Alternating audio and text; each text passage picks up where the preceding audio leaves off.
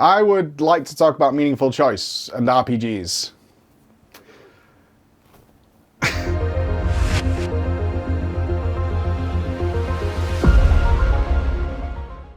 What's up, everybody? So, during the Shadowlands Alpha and the Beta, honestly, I felt the most disconnected from the World of Warcraft audience that I've ever felt. It was, to me, a mind-blowing experience.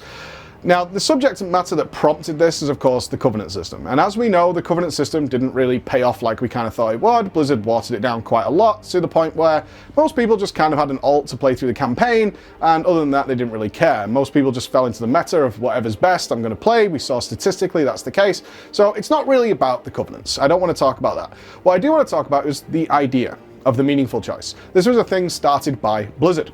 Blizzard were all about the meaningful choice and the fact that they were, in their words, afraid that if they couldn't put choices like this back into World of Warcraft, then we could not have choices like that at all.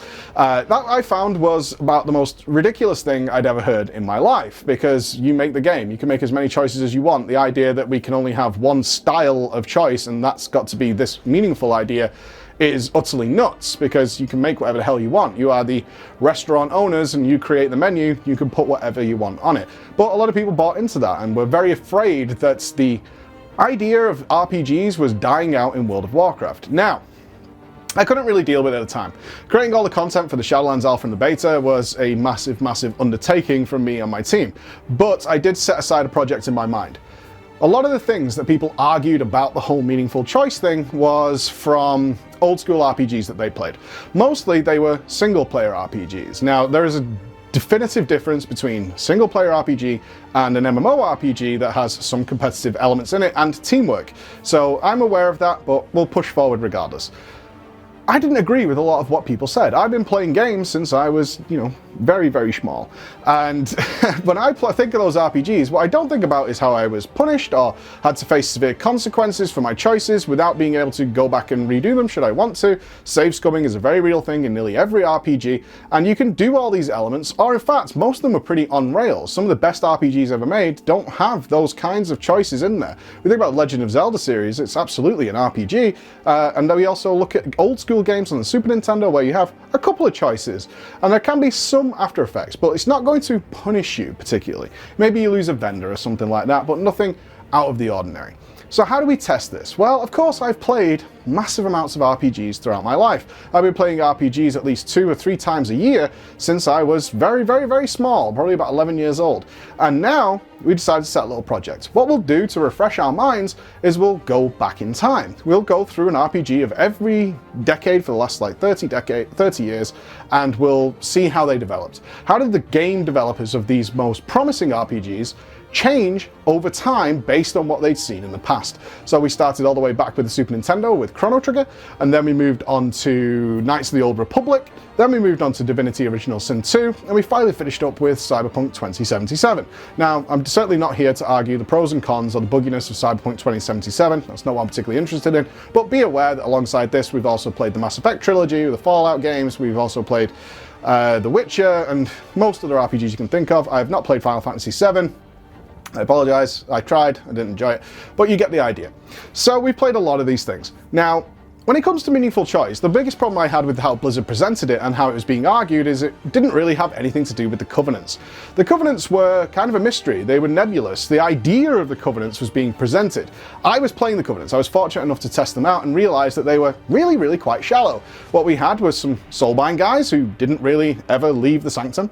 We had some cool abilities, but they were also tied to being over in a faction you may not like. And this is where the conflict happened. It's like, hey, I don't really like the Night Fae. Most of you will know my main character, Hunter, is Night Fae. The ability was the absolute best that we could get. So that was the way I went.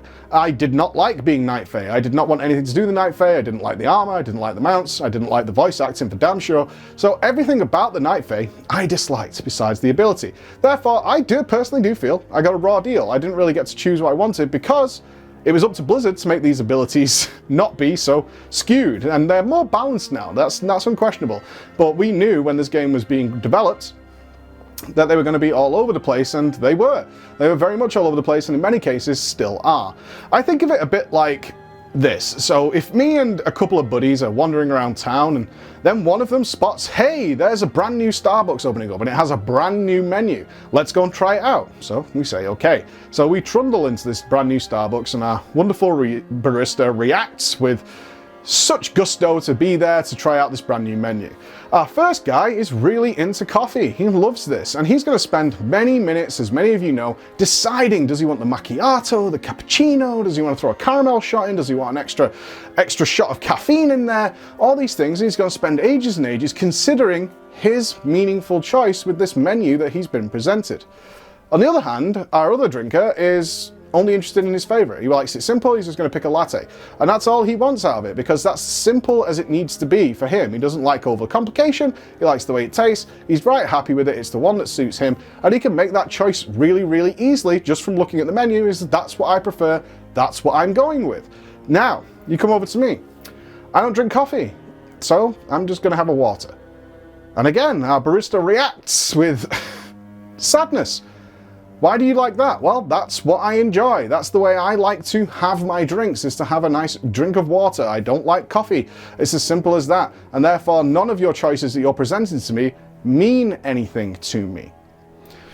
Here's the clutch, and this is what I discovered playing through these games. While I was playing through all these RPGs and thinking about the old RPGs I used to play, I was jotting down notes. What were the meaningful choices to me?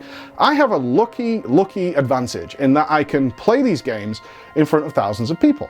So what does that allow me to do? It allows me to see what is meaningful to everyone else. And the amazing thing is, it's different for absolutely everybody.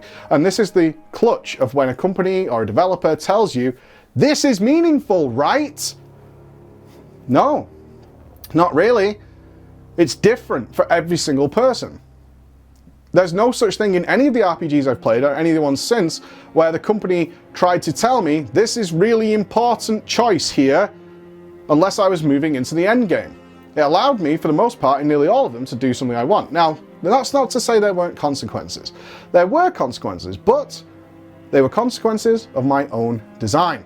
They were consequences that I was okay with. They were consequences that I weighed up and was like, that's not really a consequence to me. In fact, that's fine with me. Let's give some examples. So I'm going to annoy some of you, especially your big RPG fans, but I'm not going to. Before we get to the games we did play, let's talk about something like Mass Effect. And famously, among my community, I don't like Garrus.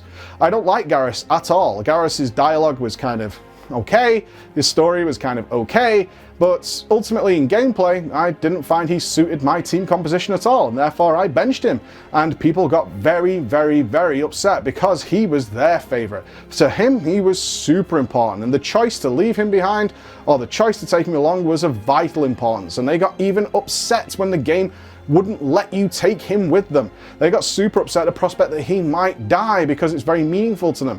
In other players' ideas, and certainly in the Mass Effect games and The Witcher and so on and so forth, it comes down to who can you romance. That's a massive meaningful choice to a lot of people.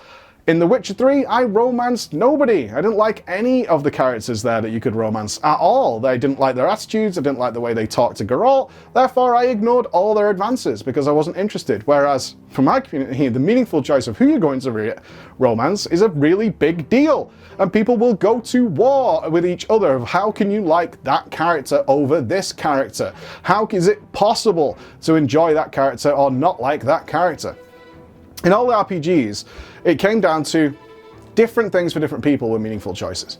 To expand on that a little bit, let's look at Chrono Trigger. So Chrono Trigger was the first game we played all the way back when. Now, what's the meaningful choice in Chrono Trigger? Not a great deal, actually. That game was old school, it's more on rails, and the only real choice you get is to which party members to take along. However, if you want to take part in their story, you have to take them along. Meaningful choice was really about how you wanted to use those characters. Which combos would you like? And that came down to gameplay stuff, which I'm very into. And guess what? That was a meaningful choice to me. I didn't care about the characters in terms of their personalities or stories. My meaningful choice with this situation came down to gameplay, very similar to World of Warcraft. Well, that was way back when. What were the consequences for me making those choices? Zero. Absolutely zero. That was my consequences where I wouldn't get an ability to use that I didn't particularly want in the first place. So I'm fine with it. That wasn't the same with the Covenants though. There are definitely elements of the Covenant system that I wanted and was not going to get access to. That's a point of frustration. I'm okay with being frustrated with that. That's not what I want, but that's what I'm being presented. As we move forward to Knights of the Old Republic, the meaningful choices got a little bit thicker this time in terms of consequence.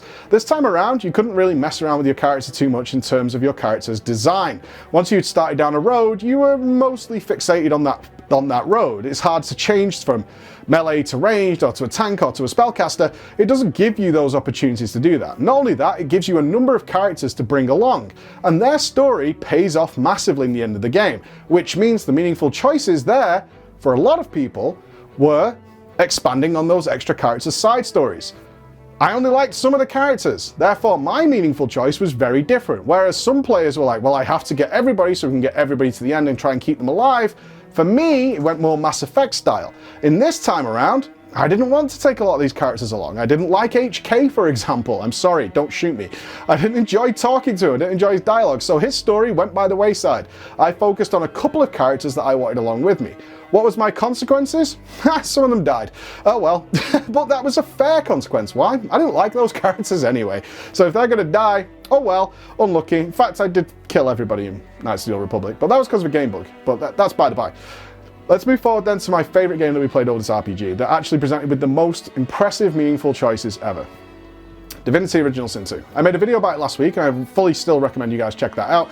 But in Divinity, what was the meaningful choices? They were everywhere. And this is RPG done right, because you cannot guarantee that you as a developer might put a meaningful choice in front of somebody, or what you believe is a meaningful choice, and the player will accept it. I'm sure we've all seen those memes of people looking at game developers like, they create a puzzle for us and then the players do it totally different. And that is the reality of this scenario, is we all do things differently. We all perceive things differently.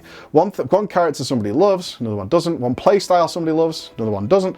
And all the way through Divinity, I was presented with exceptional amounts of dialogue options, so I could play exactly how I wanted to play. Thereby, there was no consequences. Even if somebody was angry at me or died at me, that is fine, because that is what I wanted to happen in nearly every single case. Not only that, fully unrestricted swapping around of abilities and characters. Playing through all these RPGs, the biggest bugbear I now have after playing a game like that is any game that kind of sets you on a path at level 1, such as where do you put your talent points.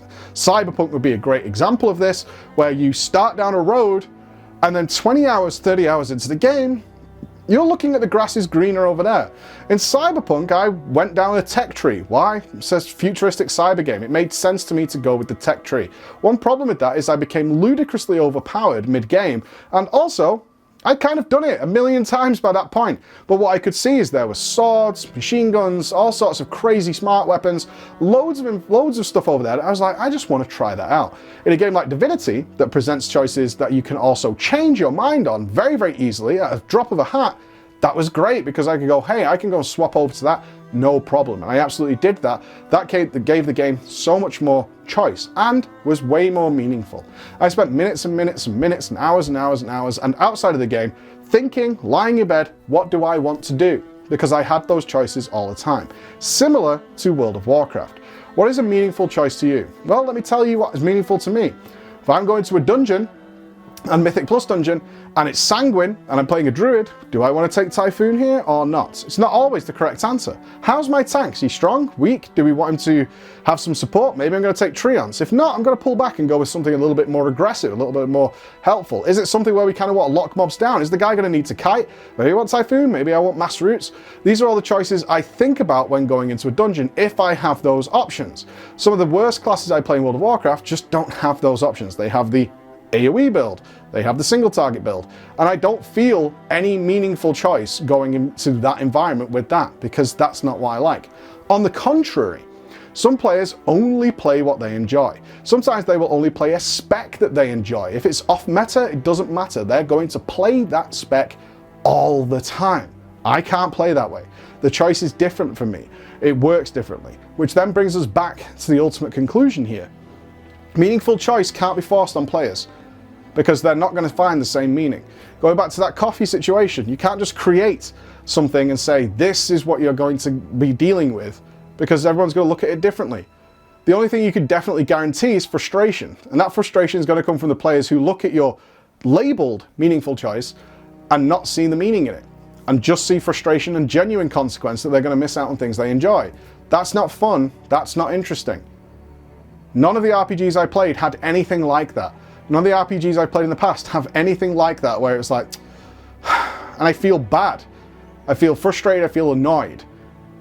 And the idea that you can only have one style of meaningful choice in an RPG is crazy, because every RPG I played had magnitudes of them. It's just that they weren't all meaningful to me, but I found meaning in some of them. And I attest to this day, World of Warcraft, for me, still has tons of meaningful choices. That might not appeal to everybody. In fact, I know after everything we went through in the alpha or beta, it absolutely doesn't. But what you can't do, you absolutely can't do, is present one thing and say that's what it's going to be. And then also tell the players that if it can't be this, then it's going to be nothing at all. Because that's just plain untrue. Plain untrue. Thank you for listening. I'd love to see your thoughts, and maybe even just what your favourite RPGs are, or any choices that you made throughout them that you generally feel, or maybe you disagree with me. Maybe some of the choices you made did lead to big consequences. Ideally not consequences like, well, I got frustrated because I couldn't play my other thing, because I am right there with you on that one. Thank you so much for watching, and I'll see you again. Bye-bye.